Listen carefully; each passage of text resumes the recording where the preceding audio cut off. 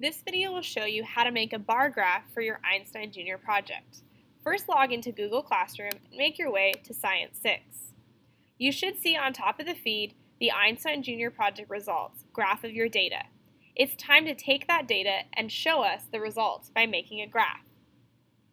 When you click on Einstein Junior results, it will take you to your own document. This particular document is called a Google Sheet. It's similar to Microsoft Excel if you've ever used that, or Numbers on a Mac.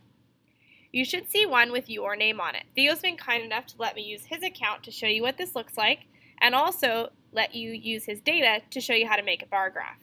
So first I'm going to click on the one with Theo's name on it, and it will open up kind of like a template for you to put your data in. These boxes are called cells, and these are where you're going to put your data numbers in. Where you get this data is from your data table. So when you go back into Google Classroom, you may have to access your data by clicking back into your data and then clicking on the data table. Here you'll see where your data is. Again, these are the numbers that we're going to graph. Unfortunately, Google Sheets does not let us really graph words, so we have to really stick with just the numbers that are in the data table. If you have something like distance, weight, those things are really good to make a bar graph with. Once you've looked at your numbers, you want to toggle back to your sheet. This is where I'm going to put in the labels and the units. Now, Theo only has one set of numerical data. You can see here he's doing weight lifted in ounces. So I'm going to make a bar graph of his weight lifted between each different trial. So I'm going to go back to the sheet and I'm going to change this label to weight lifted. And I'm going to change the unit to ounces, because that's the unit Theo used to measure it. Now, he doesn't need a second label here, or a unit, because I can't graph success, because it's a word. This will only look at numbers. So I'm going to go ahead and remove that, because all I need now is one column. So if you just have one column of data, this is what you'll do as well. So I'm going to now go back to his data and look at his numbers. I'm going to put these numbers into the sheet. So for trial 1, it lifted 1.5 ounces, and again I'm getting this data from the data table. And we want to compare our prototype to our final by looking at the graph. So I'm just entering in the data, and this represents the prototype, and here's my final design data and how much was lifted. So now it comes time to actually make the graph. You'll like this part because the computer does a lot of the work. You're going to put your cursor in the box for A1. You're going to hold down your mouse or your cursor and slide it over the data set.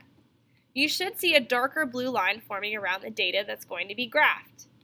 If you go way over here to this chart, this is called Insert Chart, this is where it will make the graph for you.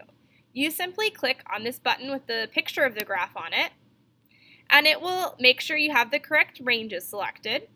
And I recommend clicking over to charts, because here you can decide what chart you want to make. For us, we want to make a bar graph. I have a different options I can, and column is also another way. If you don't want the bars to go this way, you can click column and the bars can go the other way. So it is whatever you really prefer. And then you can go in and start customizing it, because we have to remember all the parts of Sultan. So right now we're missing our axis and label and all sorts of things. So I'm going to go over here to customize, and I'm going to first and foremost change this chart title to the title of his project.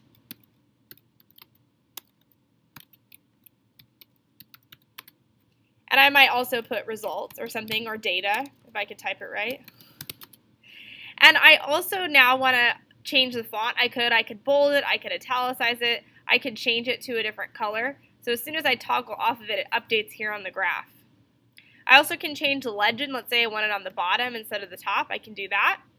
And then importantly, I need to change the X and Y axis, because Sultan requires me to have units and labels.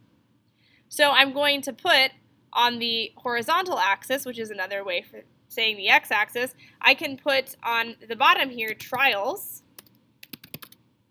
for prototype and final design, because I have both his trials here. I can make it where I just graph just the prototype or just the final design as well. And as soon as I toggle off of it, see how it updates it right here.